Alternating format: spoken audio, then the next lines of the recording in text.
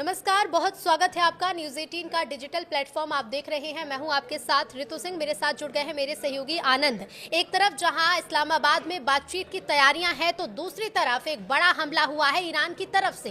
लेकिन इस हमले के साथ साथ सीजफायर के उल्लंघन के आरोप भी लग रहे हैं और इसके साथ ही साथ स्ट्रेट ऑफ हॉर्मुज में जहाँ ईरान अपनी तरफ से पाबंदियां लगा रहा है तो अमेरिका भी कड़े कदम उठा रहा है। अब इस पर ताज़ा अपडेट यह है कि ईरान की तरफ से जो हमले किए गए हैं ये कितने नुकसानदेह साबित हो सकते हैं। आनंद, बिल्कुल, देखिए इसलिए क्योंकि स्टेट ऑफ हॉर्मुज जो है कि अभी तनाव की स्थिति वहाँ पर ऐसा बन गया है कि एक तरफ अमेरिका जो है ईरान के जो कार्गो विमान जहाज है उसको कब्जा कर रहा है, यानी कि उस पर यूएस आर्मी जो अमेरिकी सेना है उस पर चढ़ाई करके उस पर एक तरीके से पूरा कब्जे में ले लिया है। वहीं ईरान जो है, ईरान भी मतलब युद्ध को लेकर के अब हमको लग रहा है कि ईरान जो है तैयार हो गया है। यही कारण है कि इस जो मालवाहक जहाज था उस पर कब्जे के बाद ईरान ने बड़ा हमला किया है ओमान की खाड़ी में, खास करके जो अमेरिकी वहां पर जो सैन्य पोत जो तैनात थे उस पर हमला किया है। और ये हमले की जानकारी पहले ही दे दी गई थी ईरान की तरफ से।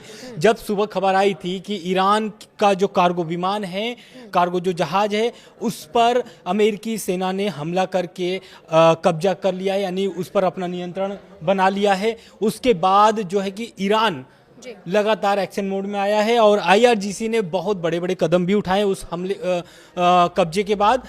पहला कदम यही था कि वहां पर एक तरीके से जो छोटे छोटे उनके जो नाव थे, जहाज थे, उसे पहले तैनात किया गया स्टेट ऑफ हॉर्मुज की तरफ, क्योंकि ये जो घटना हुई है वो अरब सागर और स्टेट ऑफ हॉर्मुज के पास में ही हुई है।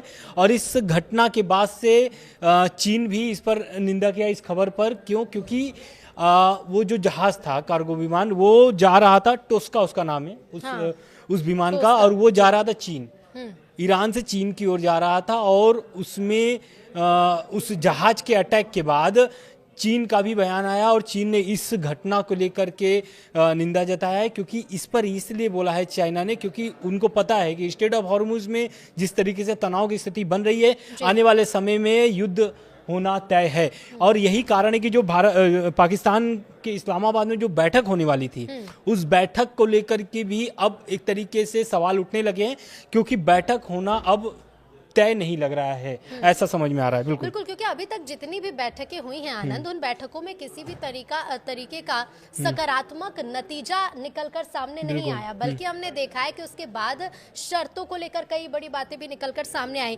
हालांकि एक जो ट्रंप ने जो पोस्ट किया है वो पोस्ट भी अपने दर्शकों को बता देते हैं। ट्रुथ सोशल प्लेटफॉर्म पर ट्रंप लिख रहे हैं कि टोस्का नाम का जहाज अमेरिकी नौसेना ने तब कब्जे में लिया था जब उसने रुकने की चेतावनी का जवाब नहीं दिया था। ट्रंप इसके आगे लिखते हैं कि आज एक ईरानी झंडा लगे जहाज टोस्का ने नेवी ब्लॉकेड को तोड़ने की कोशिश की और उसकी ये कोशिश नाकाम रही। ये जहाज 900 फुट लंबा है, लगभग एक एयरक्राफ्ट कैरियर जितना भारी है। आगे ट्रंप लिखते हैं कि अमेरिका ने चेतावनी भी दी थी जहाज को रुकने की, जिससे नजरअंदाज किया गया और इसलिए हमारी नेवी शिप ने उसके इंजन रूप में हमला कर उसे वहीं रुक दिया। ये तो ट्रंप ने एक तरह से सफाई दे दी और उसके पीछे का कारण बता दिया कि हमला क्यों था। लेकिन इसी हमले को सीज फायर का उल्लंघन बता रहा है ईरान।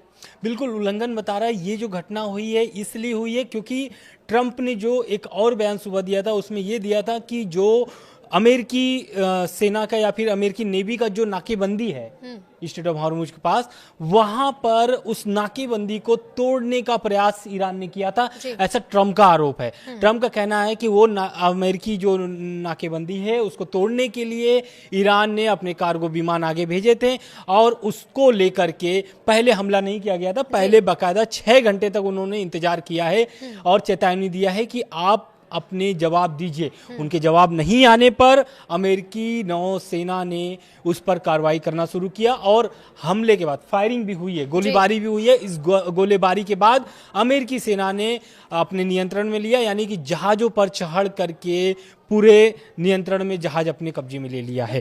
साथ ही साथ जो ईरान की अर्ध सरकारी समाचार एजेंसी तस्नीम है उसका क्या कहना है, उसका इस घटना जो हुई है, यानी कि जो ओमान की खाड़ी में अमेरिकी सैन्य पोतों पर जो ड्रोन हमले हुए हैं उस पर इस सरकारी समाचार एजेंसी का क्या कहना है। तो इस पर यह कहना है ईरान की ओर से किए गए ड्रोन हमले में किसी भी नुकसान की खबर नहीं है, यानी जो अमेरिकी सैन्य पोतों पर जो हमला हुआ है उस पर कोई भी नुकसान होने की घटना नहीं है, खबर नहीं है। लेकिन ईरान के सबसे बड़ी सैन्य कमांडर इकाई खात्मा अल अनीबा सेंट्रल हाई हेडक्वार्टर से जवाबी कार्रवाई की पहले से ही चेतावनी दी गई थी।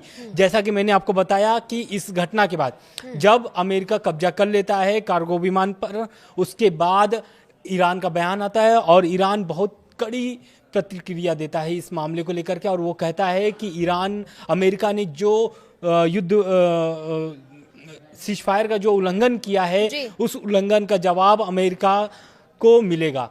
और यही कारण था कि ये हमला जो हुआ है ओमान की खाड़ी में, यही का जवाबी कार्रवाई था जो सुबह घटना हुई है। बिल्कुल बिल्कुल। तो एक तरफ तो देखिए जहां बातचीत की जो तैयारियां चल रही हैं, कह सकते हैं कि बातचीत की मेज सज रही है, लेकिन इससे लोगों को ऐसी संभावनाएं थी कि शायद जो सीज फायर किया गया था या फिर थोड़ा पॉज लगा था इस पूरी स्थिति पर, ये पॉज कायम रहेगा और कुछ शर्तें जिन पर अमल होगा, कुछ शर्तें ईरान की तरफ से रखी जाएंगी, अमेरिका की तरफ से, और इन पर कुछ विचार किया जाएगा। लेकिन अब क्योंकि ये हमला हुआ है, इसके बाद चीन की भी एंट्री हो गई। इसमें चीन का क्या रोल है, फिलहाल चीन की तरफ से क्या भूमिका इस पर निभाई जा रही है? बिल्कुल, देखिए चीन तो अभी जिस तरीके से ये प्रतिक्रिया आई अभी चीन की, वो एक तरीके से ये दर्शा रही है कि ईरान के साथ जो भी हुआ है, यानी कि जो उनके कार्गो विमान पर कब्जा हुआ है, ये बहुत निंदनीय है, चीन का ये कहना है। और यही कारण है कि चीन ने भी कड़े जवाब दिए हैं ट्रंप को और अमेरिका को, साफ तौर से बोला है कि इस तरीके की कार्रवाई एक तरीके से संघर्ष विराम का उल्लंघन होता है,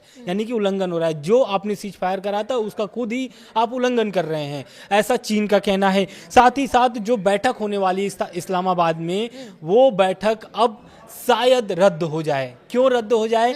पहला मांग जो अब ईरान की नया जो शर्तें हैं, वो यही शर्तें हैं कि बैठक तभी हम करेंगे एक ही मेज पर बैठकर जब तक आप अपनी नाकेबंदी नहीं हटा लेते। नाकेबंदी हटाने का मतलब यह है कि जो अमेरिकी सेना वहां पर तैनात है उसे वहां से हटना पड़ेगा या पीछे हटना पड़ेगा, वहां से मतलब एक तरीके से वो जो नाकेबंदी उसको खोलना पड़ेगा अमेरिका को, जो कि ये अमेरिका के लिए बहुत ही मुश्किल की बात है। इसलिए मुश्किल बात है क्योंकि वहाँ पर पकड़ बनाना, जिस तरीके से अमेरिका ने अपनी पकड़ बनाई है, ईरान आपको भी पता है कि 42-45 दिन का जो युद्ध हुआ था उसमें करारा जवाब दिया है। अमेरिका के एयरबेस तबाह हुए हैं, इजराइल का भारी नुकसान हुआ है, ओमान के खाड़ी देशों के बहुत सारे देशों को भारी नुकसान सहना पड़ा है। लेकिन अब मसला सिर्फ स्ट्रेट ऑफ हॉर्मुज पर ही आके टिक गया है। इसलिए टिक गया है क्योंकि वहाँ पर जो व्यापार होता है वो 20 से 25% का व्यापार होता है, और सबसे ज़्यादा अगर इसमें किसी को नुकसान हो रहा है तो वो है चीन, क्योंकि 90% व्यापार यानी कि 90% जो तेल का निर्यात होता है वो ईरान से ही चीन करता है। और जिस तरीके से नाकेबंदी अमेरिका ने लगा के रखा है, यानी उस नाकेबंदी का ये मतलब है कि ईरान की कोई भी जहाज वहाँ से आगे गुजर नहीं सकता है। यही कारण है कि जो बैठक इस्लामाबाद में होने वाली है, अगर ये नाकेबंदी नहीं हटती है तो शायद ईरान बैठक अमेरिका के साथ न करे। तो अगर ये बैठक नहीं होगी तो फिर आगे क्या स्थिति बन सकती है, आगे फिर क्या होगा? बिल्कुल, आगे स्थिति यही बनेगी कि ट्रंप जिस तरीके से दबाव बना रहे हैं, जिस तरीके से हमले कर रहे हैं, आपका आज की घटना जो मैंने बताया कि कार्गो विमान जो टोस्का था उस पर किस तरीके से हमला करके वहां पर कब्जा किया गया है, तो आने वाले समय में ट्रंप का तो पहले भी बयान आ चुका है कि अगर ईरान नहीं मानता है तो जमीनी ऑपरेशन भी चलाया जा सकता है, उसके लिए इजराइल भी तैयार है।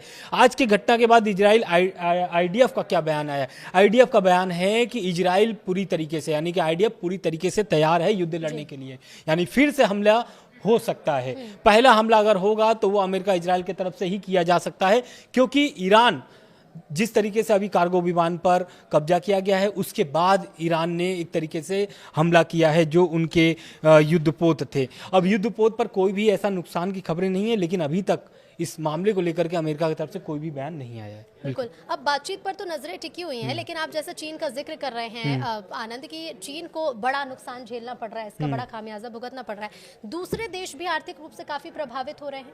बिल्कुल प्रभावित हो रहे हैं, क्योंकि देखिए जिस तरीके से ईरान ने स्ट्रेट ऑफ हॉर्मुज को बंद करके रखा है, उससे ये दर्शाता है कि आने वाले समय में, क्योंकि आपको भी पता है कि क्रूड ऑयल किस तरीके से अब हाइक पर पहुंच गया है, यानी कि उसके जो दाम है वो आसमान छू रहे हैं। इसलिए छू रहे हैं क्योंकि स्ट्रेट ऑफ हॉर्मुज बंद है। अब जो ईरान चाहता है, ईरान यही चाहता है कि स्ट्रेट ऑफ हॉर्मुज से जो भी जहाजें गुजरेंगे उससे टोल वसूला जाएगा, यानी कि अब उससे उगाही करना चाहते हैं। और यही कारण है कि ईरान जो है अपने जितनी भी नुकसान हुए युद्ध में उसको भरपाई करने के लिए स्ट्रेट ऑफ हॉर्मुज का एक तरीके से नस पकड़ के रखा है।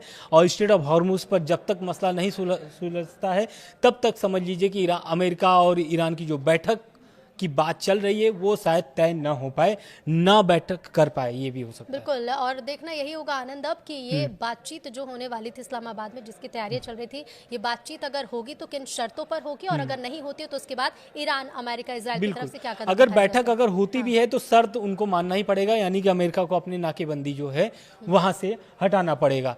जब नाकेबंदी अगर हट जाएगी तो व्यापार जो ईरान करना चाहता है, क्योंकि जब से नाकेबंदी लगी है ईरान को भारी नुकसान सहना पड़ा है, खास करके जो उनके विमान है, जो जहाज हैं वो गुजर नहीं पा रहे हैं अमेरिका के नाकेबंदी से। तो जब तक अमेरिका नाकाबंदी नहीं हटाता है तब तक ईरान जो है कि बैठने के लिए तैयार नहीं होगा, बातचीत करने के लिए तैयार नहीं इसी होगा। पर है कि इस पर क्या कुछ कदम ईरान की तरफ से उठाए जाएंगे या फिर अमेरिका इसका क्या जवाब देता है। बहुत शुक्रिया आनंद आपका हमारे साथ जुड़ने के लिए।